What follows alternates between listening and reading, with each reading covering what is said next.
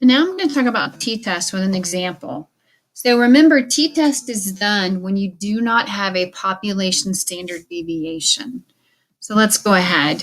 So the t-test in the calculator, if you're entering data, again, this is very similar to z-test. Oops, not that, but that. So you're going to go to stat. You're going to go over to to test, and you go down to number 2 for t-test. It looks very similar to what we saw before. So your input is your either data or stats. For this, if you're entering data, you want it to be flashing. And then your next one is your population mean, then your list, then your frequency, and then you pick your alternative hypotheses. So what is it going to give you for your output? Your output for that is going to be, the first line is the alternative. The next is the t-test statistic. The next is the p-value, then sample mean, sample standard deviation, and then sample size. So what if you're not entering data? Well, you're going to do the same thing. You're going to go to stat, over to test, go down to here and hit enter. And then all you do is scroll over to here and hit enter.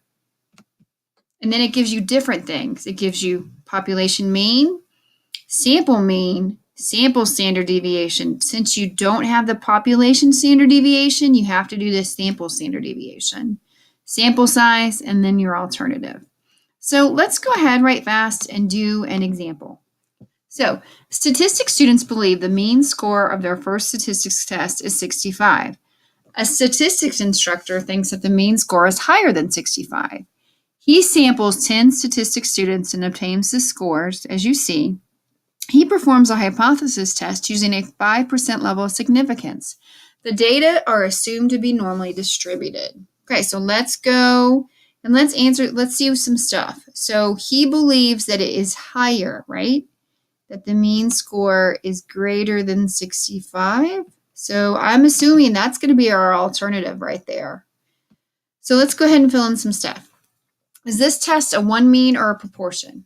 It's a one mean because we're dealing with averages again.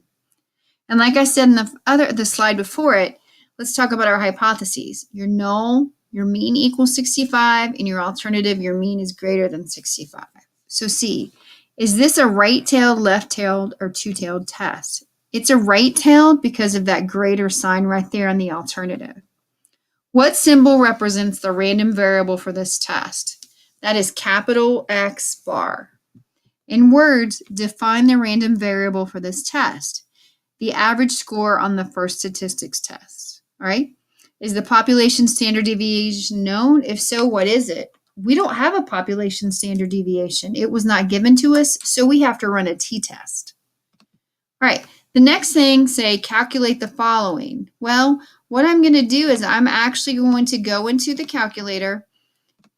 Oops, let me go and put this on. And if you see here, I entered my test scores earlier. So I have all my data in there.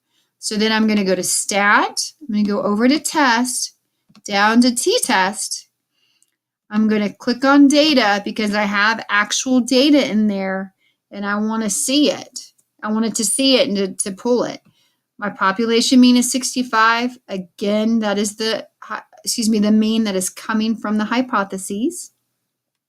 So I have list as L1, frequency is 1. So the alternative hypotheses is greater than. So then I go scroll on down, hit calculate, and what does it give me? So it gives me my sample mean of 67, you see it here. Sample standard deviation, which is 3.1972, I rounded up, and that's from the problem. And then my sample size is 10. So I answered all that stuff. Let me go ahead and spell deviation right here. Okay. And this didn't come from the problem. This actually came from the calculator. I don't mean to confuse you. So, all right. So the next step, which test should I use? It's a t-test because the population standard deviation isn't known. This has a different distribution. This has the t distribution. And the way you do t is t based on the degrees of freedom. So for this one, it's T9. And why is that? Because the degrees of freedom is the sample size minus 1. And up here, you see that N was 10. Okay? So let's keep going. So if I go back up to my calculator, I can see my p-value of 0.0396. So I put it right here. So I need to start making my decision. So I'm going to look at my p versus my level of significance, 0.0396. Is that less than 0.05? And it is. So because this is less than that, I reject the null hypothesis, and I say it here. So then, because I reject my null hypothesis, that means I'm keeping my alternative, and I can say at the 5% level of significance, there's significant evidence to show the mean test score is more than 65. This is a lot like what we did with the z-test.